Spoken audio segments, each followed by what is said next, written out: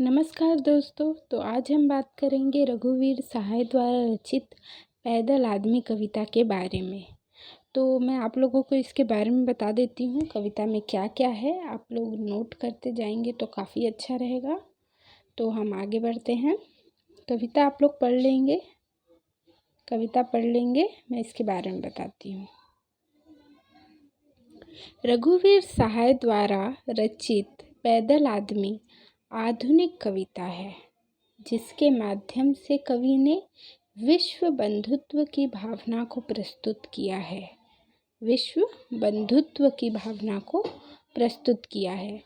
रघुवीर सहाय ने अपनी कविता में राष्ट्र प्रेम की भावना को भी उजागर किया है।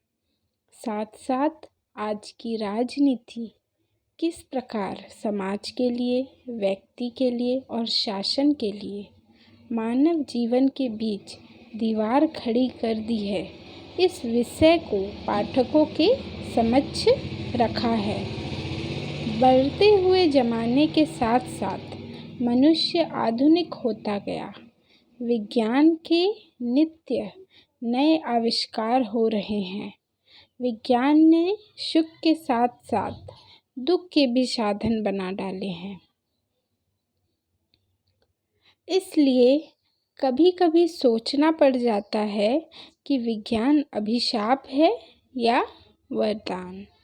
मनुष्य ने आज बड़े बड़े अस्त्र शस्त्र बना डाले। बम, मिसाइल, परमाणु हथियार आदि बनाकर किसी न किसी बहाने जंगली जानवरों की तरह युद्ध कर रहा है। तो मनुष्य ने आज बड़े बड़े अस्त्र शस्त्र बना डाले। बम, मिसाइल, परमाणु हथियार आदि बनाकर किसी न किसी बहाने जंगली जानवरों की तरह युद्ध कर रहा है। वैज्ञानिक अस्त्र शस्त्रों का प्रयोग कर रहे हैं और फलस्वरूप लोग मर रहे हैं। चारों तरफ लाशें ही लाशें बिछी हुई हैं। इस पार लाशें, उस पार भी लाशें। कवि कहते हैं, कोई उधर से इधर आकर मर रहा है, कोई उधर से इधर जाकर मर रहा है। दोनों ओर के लोग मर रहे हैं और हमारे नेता दिल्ली में बैठकर बहस करते हैं, राजनीति करते हैं। दिल्ली में बैठकर देश को बेवकूफ़ बनाने के लिए अलग अलग आयोजन करते हैं, कमेटी बनाते हैं, नई नई संस्थाएं खोलते हैं, जनता को गुमराह करने के लिए नई नई योजनाएं बनाते हैं। फलस्वरूप जनता आपस में लड़ती है, झगड़ती है, युद्ध करती है। कवि ने फिर भी विश्व बंधुत्व की भावना को सोचते हुए दोनों प्रधानमंत्री से दोस्ती की बात करवाते हैं।